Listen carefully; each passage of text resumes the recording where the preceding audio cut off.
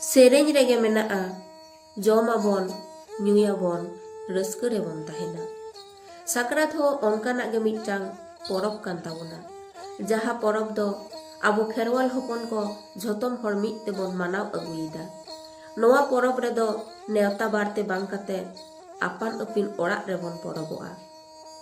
आबोरेन हापड़ाम को बन दिशा रुवार कोआ। साकरात दो बार माहा तेबन मानावा, ᱧᱤᱫᱟᱹ साकरात आर सिंह साकरात।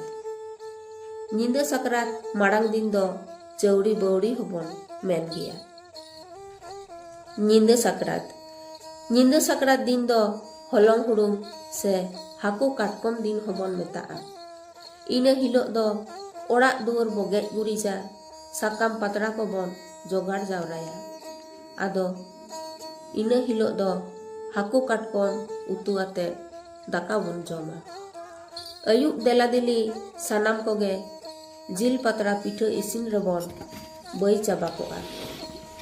इना हिलोग दो गोटा पाड़ागे पातड़ा पिठा महकते आंदोर चाबा कोआ। पिठा को इसिन सात लेनखान ओड़ाग रेन सानाम कोगे मिद तेबन जमा। पहिल दो नोआ हलंग हुड़ुंग दिन दो सेरेंज दुरंग तेगी को आंगायेद ताहें। केदो जम तायनम सानाम हरगे तिलमिन आता को जम किया आर ती जांगा कोरे तुड़ी सुनुम को अजोग जोंगा। आदो ᱧᱤᱫᱟᱹ आंगायन से सिंह साकरात।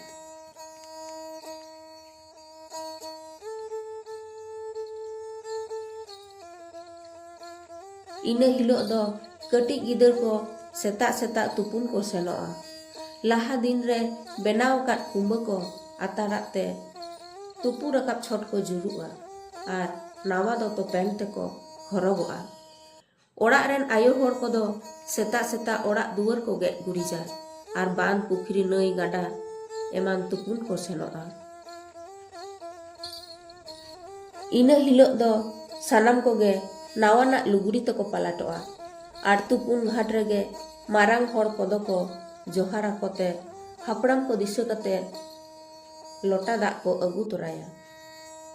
हेज कते ओड़ाग रे पिठा लाठा को बनावा।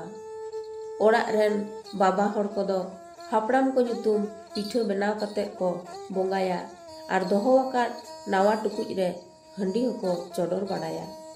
आदो इना पोरे दो सानाम कोगी को जम सांगेया।